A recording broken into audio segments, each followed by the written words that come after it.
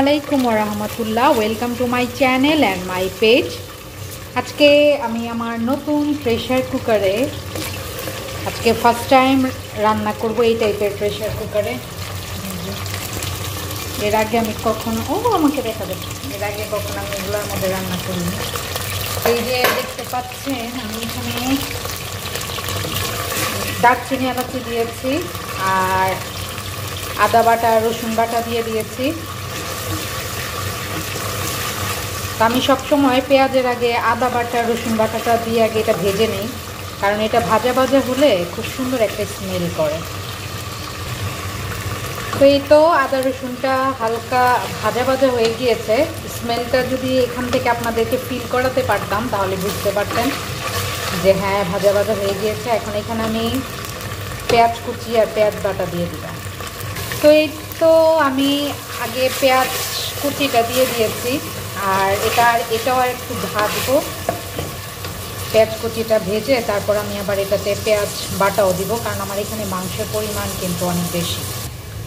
এই যে আমার এখানে মাংস ধুয়ে রেখেছি, ফ্রিজে রেখেছিলাম, আইস হয়ে গিয়েছে, তো এটা ছুটবে। যাই হোক, তো দেখতেই পাচ্ছেন মাংসের পরিমাণ। আর এই তো এখন দিয়ে দিলাম এখানে পেঁয়াজ বাটা।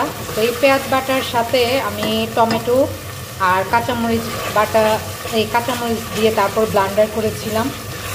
তো এইটা এখন আমি ভালো করে ভাজা ভাজা করব।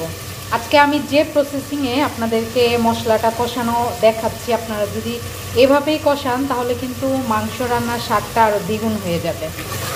আর আমি যেহেতু পুরান ঢাকার মেয়ে, তো আমার মনে হয় মানে ঢাকাইয়ারা তো মাংস খাওয়ার মধ্যে মানে ফার্স্ট।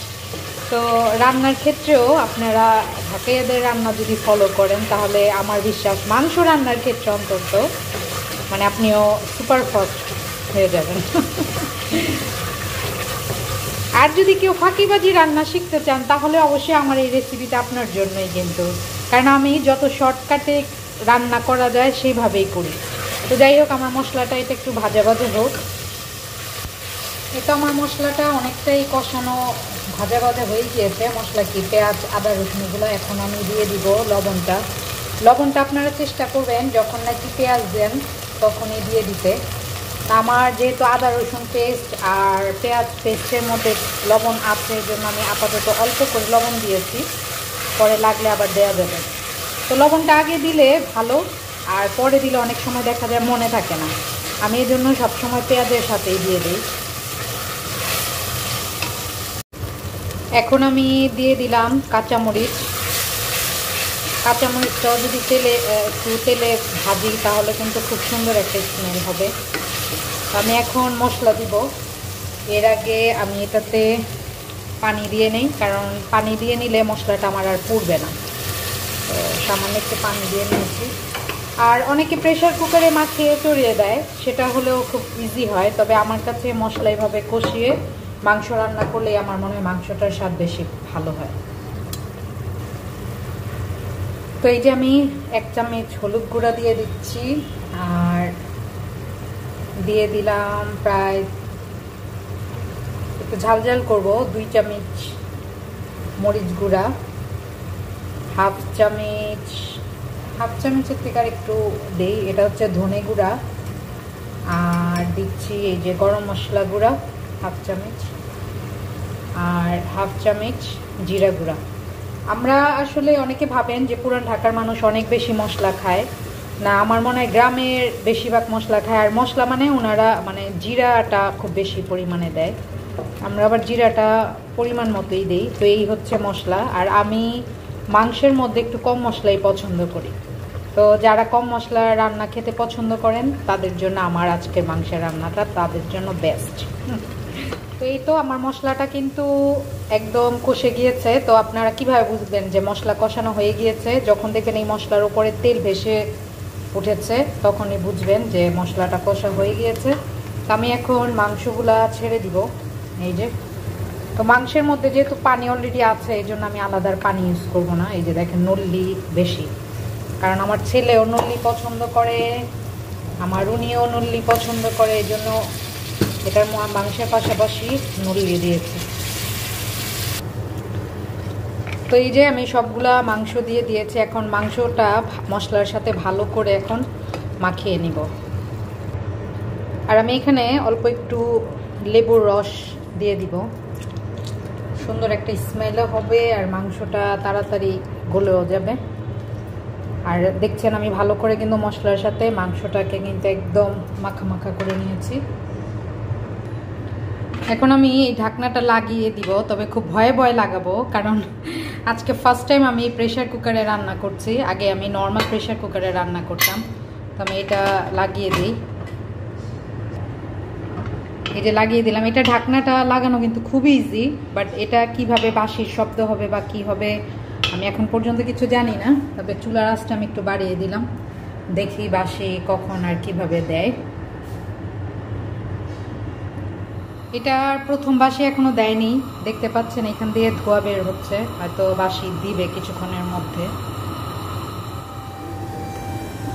এই প্রেশার কুকারের সাউন্ড শুনে আই এম তো অবাক, খুব মানে অদ্ভুত সাউন্ড, মানুষ কান্না করলে যেমন অমন।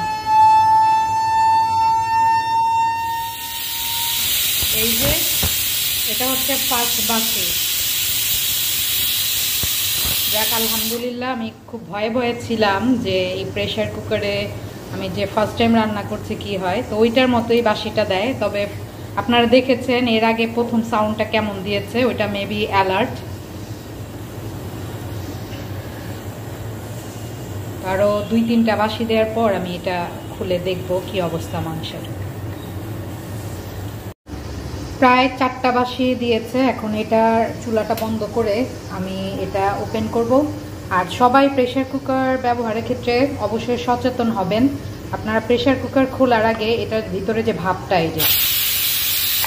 এই ভাপটা বের করে নেবেন, পুরাটা ভাপ বের করে তারপরে ঢাকনা খুলবেন। ভুলেও আগে ঢাকনা খুলবেন না। তো আমি এইভাবে খুলি, এই যে তো এই তো দেখতে পাচ্ছেন এখন কিন্তু একদম নাড়িয়ে নেই, এটার ভিতরে যা ভাব ছিল সব আমি বের করে ফেলেছি। আর এই প্রেশার কুকারের ঢাকনাটা খোলা এত ইজি, অনেক ইজি, একটু করলেই খুলে যায়। আগে প্রেশার কুকারগুলো কিন্তু একদম খুলতো না। তো দেখতেই পাচ্ছেন মাংসটার আমি কিন্তু পানি দিইনি, এটা কিন্তু মাংসের পানি। যে দেখি, হ্যাঁ প্রায় অনেক অংশ হয়ে গিয়েছে। এখন আপনারা যদি এটা ভুনা খান তো আবার একটু প্রেশার কুকারে আবার কিছুক্ষণ আরও 2 বাঁশি দিলে এটা হয়ে যাবে। আর আমি যেহেতু আলু দিব, এখন এই পর্যায়ে আমি আলু দিয়ে দিব। তো এই যে আমি আলু কাঁচামরিচ দিয়ে দিয়েছি। আর আমি আলু দিই কারণ আমার উনি বাচ্চারা সবাই খুব আলু খেতে পছন্দ করে। তবে আমি ঝোল রাখবো না, একদম মাখা মাখা ভুনার মতোই করব। আলুটা যেহেতু দিয়েছি এটা তো সেদ্ধ হতে একটু সময় লাগবে, তো ভাবলাম হালকা একটু পানি দিয়ে দিই, সামান্য। আর আপনারা রান্নার মাঝখানে যদি পানি ইউজ করেন তো অবশ্যই গরম পানি ইউজ করবেন, তাহলে কিন্তু রান্নার স্বাদটা বেশি ভালো হবে। ঠান্ডা পানি ইউজ করবেন না। এখন আমি প্রেশার কুকারের ঢাকনাটা লাগিয়ে দিব। আপনারা দেখুন প্রেশার কুকারের ঢাকনাটা লাগানো কত ইজি।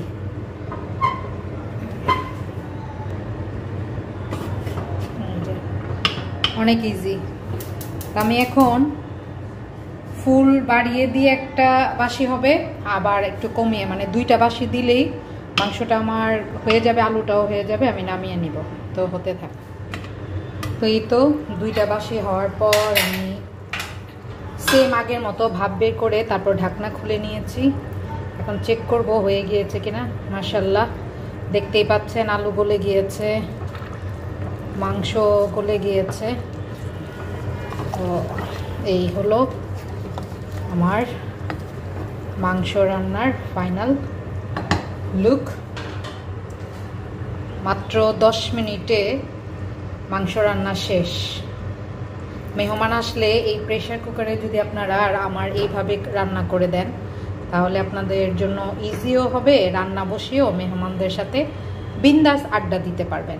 তো আমার চ্যানেলটা অবশ্যই সবাই সাবস্ক্রাইব করবেন, লাইক বাটন দেবেন এবং কমেন্টস করে জানাবেন আমার আজকের রেসিপিটি কেমন হয়েছে।